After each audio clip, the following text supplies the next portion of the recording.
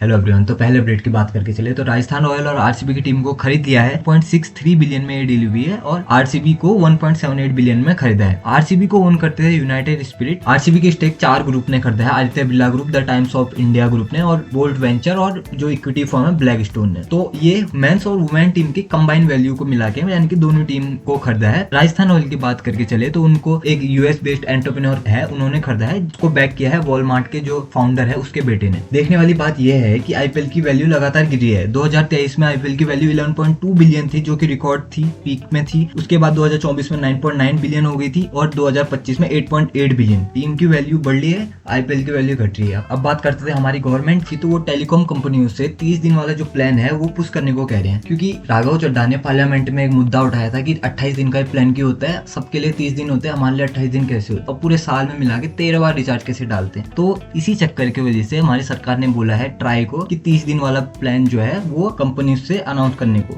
या प्रमोट करने को। प्रमोट नहीं करते थे लोग, एक बार गौर करना है। प्लान है 30 दिन वाला, वो इतना नीचे रखते थे कि लोग इतना नीचे तक सरका ही नहीं पाते थे, उससे पहले ही 28 दिन वाला रिचार्ज करके बैठ जाते थे। अगले अपडेट की बात करके चले तो इंडिया फिर से रशियन ऑयल बाई करने वाला है प्रीमियम प्राइस देके। हम अच्छा खासा सस्ते में रशिया ऑयल बाई कर रहे थे वॉर से पहले, हम यूएस के चक्कर में आके हमने वहां से आधा कर दिया इम्पोर्ट अपना ऑयल का। अब महंगे दाम में खरीदना पड़ रहा है। रशिया बोल रहा है मैं सस्ते में तुमको देता था, अब मैं क्यों दूं, तुम मेरे को छोड़ के वहां क्यों गए, तो अब ज्यादा पैसे दे के भी लाना पड़ रहा है। और अप्रैल मंथ में हम 60 मिलियन बैरल लाने वाले हैं। ये तो वही वाली बात होगी ना, लौट के बुद्धू घर को आए, घुमा फिरा के खरीदना वहीं से पड़ा। वेनेजुला से भी हमारा ऑयल आने वाला है 8 मिलियन बैरल। और अगली अपडेट की बात करें तो एशियन मार्केट आज हरा दिखा है। जो भी जापान का मार्केट था 2% से अप था और साउथ कोरिया का मार्केट भी अप था, और हमारा मार्केट भी आज बड़ी मुश्किल से अप है। 1 से 2% का अप ट्रेंड देखने को मिला है हमारे मार्केट में। और ये इसलिए हुआ क्योंकि ट्रंप ने बोला हमारे और उनके बीच में बात होने वाली है और ये वॉर रुकने वाली है। पर ईरान की मिलिट्री ने बोला है ऐसा तो हमारी बात हुई नहीं है, हमारे बीच में कोई नेगोशिएशन होने वाली ही नहीं है। ट्रंप ने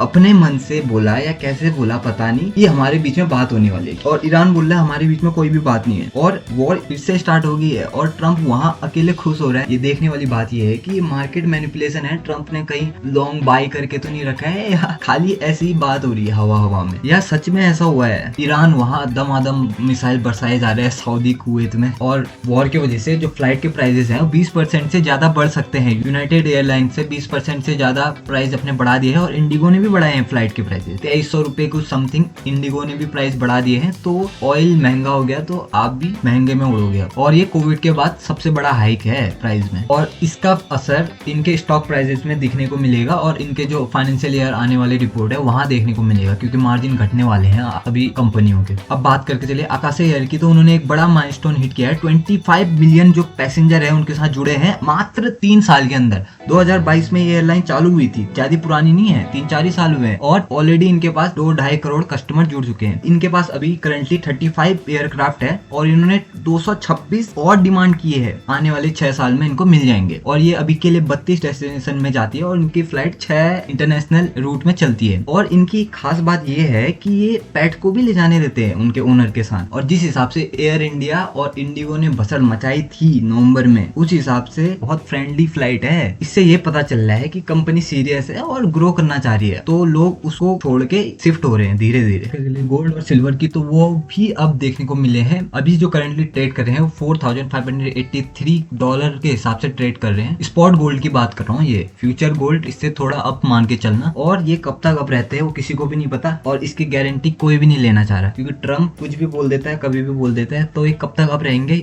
ये ट्रंप ही कोई पता है। कोटक महिंद्रा बैंक की तो वहां भी एक फ्रॉड सामने आया है, जहां 150 करोड़ रुपए जो पंचकुला म्युनिसिपल कॉर्पोरेशन डिपार्टमेंट में डिपॉजिट थे वो गायब हो गए। ये similar case IDFC first bank में भी आया था पिछले मंथ, 590 करोड़ वाला, अभी यहाँ आया है। जिस प्राइस पे स्टॉक ओपन हुआ था उसी प्राइस पे आज क्लोज हुआ है। अगली खबर की बात करें तो भारत इलेक्ट्रॉनिक लिमिटेड ने डील साइन की है आरआरपी इलेक्ट्रॉनिक ग्रुप के साथ, जो कि नेक्स्ट जनरेशन डिफेंस गियर तैयार करने वाले हैं। और जिस हिसाब से वॉर चल रही है दुनिया में, उस हिसाब से ये पहले हो जाना चाहिए था। और जो आरआरपी ग्रुप है वो सेमीकंडक्टर और ड्रोन्स बनाने में एक्सपर्ट है, तो ये नेक्स्ट जनरेशन गियर बनाएंगे। और फ्यूचर में हमारे चाइना के साथ लड़ाई होनी है, और चाइना हमसे बहुत आगे है टेक्नोलॉजी के मामले में। वो रोबोट को लेके भी आ सकता है, वो मक्खी भी बना सकता है इतनी छोटी उसमें मशीनें लगा के, तो वो वॉर लड़ने के लिए तैयार है, हम नहीं है अभी। तो तो हमको ये गियर अप करने की जरूरत है। अब बात करके ले जेनजीज की, तो वो 41% जो क्रेडिट कार्ड है वो ओन करते हैं 18 से 30 साल वाले बच्चे। जो भी ये क्रेडिट कार्ड है वो शॉपिंग करने के लिए यूज हो रहे हैं मोस्टली आजकल। और जो ये बाय नाउ पे लेटर वाला जब से ऑप्शन आया है तब से ये बहुत तेजी से रॉकेट हुआ है। अभी इंडिया में करंटली 11 करोड़ लोग क्रेडिट कार्ड यूज करते हैं और पिछले 6 महीनों में 97,000 करोड़ रुपए क्रेडिट हुए हैं, यानी कि यूज हुए हैं। और मजे की बात यह है कि लिमिट से ज्यादा खर्च कर दे रहे हैं, लोन बढ़ता ही जाएगा उनके ऊपर। और जो इनके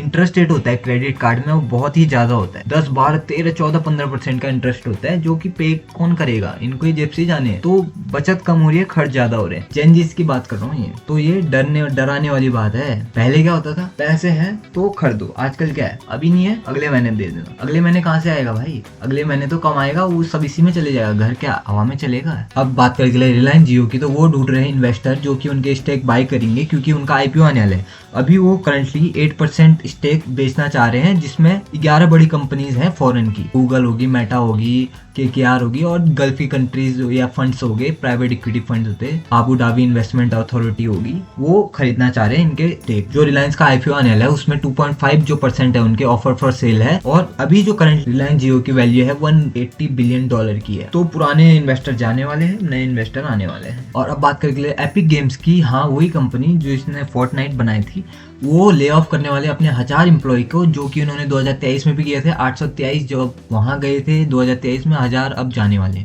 और जो इनका रीजन है वो है जितना हम कमा रहे हैं उससे ज्यादा हम खर्च कर दे रहे हैं। तो इससे जो होगा $550 मिलियन इनके बचने वाले हैं। और ये कॉस्ट कटिंग बोल के निकाल रहे हैं, और कॉस्ट कटिंग तो बहाना है, लाना तो एआई को ही है। एआई के वजह से ही ले ऑफ हो रहे हैं, यहाँ से कॉस्ट कटिंग करके वो पैसा एआई में यूज होने वाला है, टोटली यही है। और बात भी सही है, वहाँ एआई जो काम करके दे रहा है जल्दी जल्दी में, वो इंसान नहीं कर पाता है ना। तो CoinDCX की तो उनके जो फाउंडर है उनको बेल मिल चुकी है, जो कि फ्रॉड केस में अंदर गए थे। 71 लाख का एक केस था, एक बेंगलुरु का कोई आदमी होगा जिसके साथ ये फ्रॉड हुआ होगा, और जिसने किया था उन्होंने इनका नाम लिया, CoinDCX से हूँ, या इनके फाउंडर का नाम लिया, जिसमें 71 लाख रुपए उनसे लिए बैंक ट्रांसफर के थ्रू, और इतने रिटर्न, इतना % रिटर्न मिलेगा, इतना % रिटर्न मिलेगा बोल के क्रिप्टो में पैसा लगवा दिया होगा। तो इन्होंने इसके खिलाफ केस कर दिया, तो ये जेल चले गए थे। तो अभी बेल मिल चुकी है। बहुत ही गंदा मजाक टाइप का नहीं हो गया है, इतने बड़े कंपनी के को फाउंडर 71 लाख में जेल गए, तो कोई सेंस ही नहीं बना। ये फ्रॉड क्यों करेंगे, हिसाब से सेंस कोई लॉजिक ही नहीं बन रहा है। 71 लाख का फ्रॉड करेंगे, वो टैक्स एक्स नहीं भरा होता तो तब वो बात अलग थी। ये तो छोटे मोटे केस आते जाते रहेंगे। तो आज के लिए भाई इतना ही, कल मिलते हैं। जिसने भी चैनल को सब्सक्राइब नहीं किया सब्सक्राइब कर दो, लाइक कर दो, कमेंट करो, और ठीक है, बाय बाय।